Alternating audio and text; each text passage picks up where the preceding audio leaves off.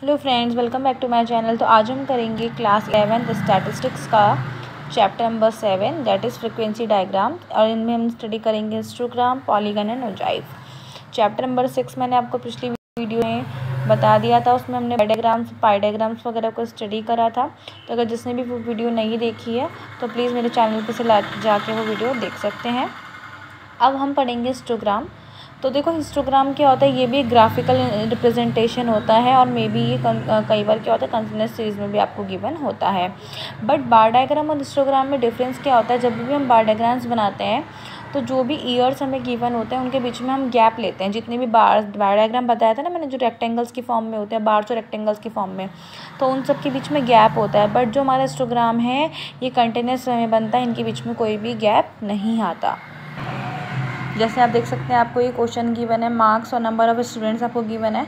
Marks 0 to 10, 10 to 20 है। Number of student 5, 10 इस type से आपको दे रखे हैं, ठीक है। 15, 20, 12, 10, 12, 8, 4, तो ये नंबर ऑफ़ स्टूडेंट्स हैं।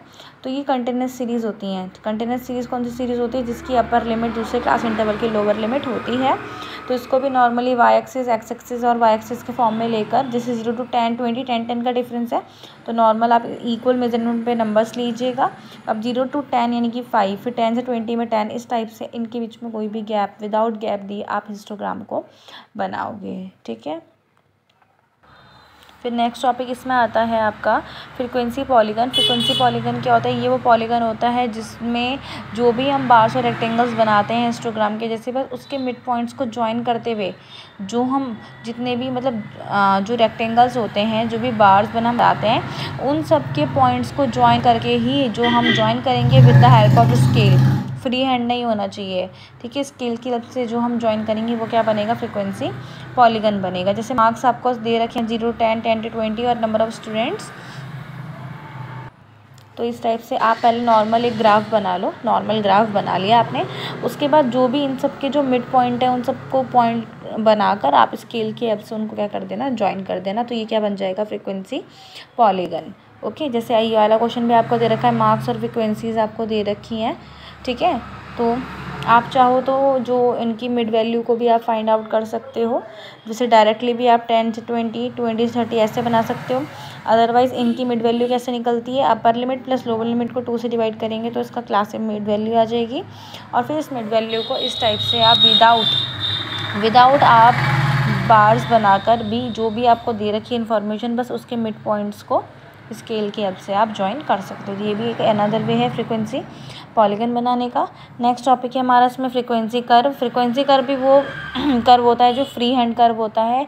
ये ऐसा कर्व होता है जिसमें भी बार्स और रेक्टेंगल्स हमें बनाने होते हैं, मिड पॉइंट्स को ही हम ज्वाइन करते हैं, बट ये फ्री हैंड करते हैं, इसमें हमें स्केल की हेल्प से नहीं करना होता। देखिए, इस टाइप से भी आपको ये सेम वैसे ही क्वेश्चंस दे रखे हैं। एज ईयर्स में दे रखी है and number of students they रखे हैं।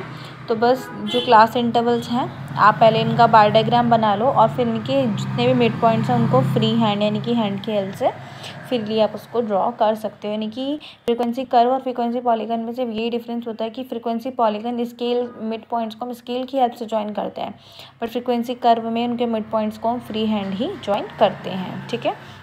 नेक्स्ट टॉपिक आता है इसमें ओजाइव। ओजाइव यानी कि इसको हम बोलते हैं क्युमुलेटिव फ्रीक्वेंसी सीरीज़, ठीक है। तो ओजाइव भी 2 टाइप्स के होते हैं, लेस देन मेथड और मोर देन मेथड, जिसको हम लेस देन ओजाइव और मोर देन ओजाइव भी बोलते हैं। जैसे क्वेश्चन से करते हैं, जैसे मार्क्स और नंबर ऑफ़ स्टूडेंट्स आपको गिवन है, तो कैसे करेंगे लेस देन और मोर देन से। सबसे पहले जो भी आपको मार्क्स दे रखे हैं उनका आप CF निकाल लो लेस देन से और मोर देन से, ठीक है। तो लेस देन कैसे होता है, लेस देन अपर वाली लिमिट से होता है, अपर वाली लिमिट से। तो लेस देन इस टाइप से नंबर लिख दो। फिर जो भी आपको फ्रीक्वेंसी दे रखी है, जैसे पहला फ्रीक्वेंसी 4 था, फिर 6 था, तो पहले 4 होगा, फिर 4 में 6 प्लस होगा 10, फिर 10 में 10 प्लस होगा 20। तो इस टाइप से ऊपर वाली लिमिट से हमें नीचे वाली लिमिट्स को क्या करते हैं, ऐड करके जाना है। अगर वही क्वेश्चन आप मोर देन से कर रहे हो तो लेस देन की जो भी लास्ट लिमिट होती है, जैसे जो 100, तो वही मोर देन की पहली लिमिट बन जाती है। फिर फर्स्ट लिमिट जैसे 4 था तो 100 में से 4 माइनस करा 96 आया। फिर सेकंड लिमिट 6 थी तो 96 में 6 माइनस करा। तो मोर देन में क्या होता है, जो लेस देन का लास्ट टोटल आता है उससे सारी फ्रीक्वेंसीज को माइनस करते हुए जाते हैं। फिर अगर लेस देन का डायग्राम बना रहे हो तो लेस देन 5 ये नंबर्स ले लिया आपने, और जो भी नंबर है 4, 10, 20 इस टाइप से आप इसका ग्राफ बना दो। ऐसी मोर देन में आपको ये नंबर्स दे रखे होंगे, दिख रहा होगा, ठीक है। 0 पे 100, 5 पे 96, तो इस तरह से आप मोर देन का भी डायग्राम बना सकते हैं। और ये जो डायग्राम दिख रहा है आपको, ये है लेस देन का और ये है मोर देन का, ठीक है। तो यानी कि इसमें क्या, एक ही ग्राफ में भी आप दोनों डायग्राम्स को रिप्रेजेंट कर सकते हैं, ठीक है। तो इस चैप्टर में हमारा यही मेन था, histogram, frequency polygon, frequency curve और ओजाइन, लेस देन और मोर देन। लेस देन में याद रखिएगा नीचे से ऊपर वाली यूनिट्स को प्लस करते हुए जाना है, और मोर देन कैसे करेंगे, जो भी हमारा लेस देन का लास्ट टोटल होगा उससे नीचे वाली सारी यूनिट्स को माइनस करते हुए जाना है, ठीक है। तो लेस देन में ऐड करते हैं और मोर देन में माइनस करते हैं, ठीक है।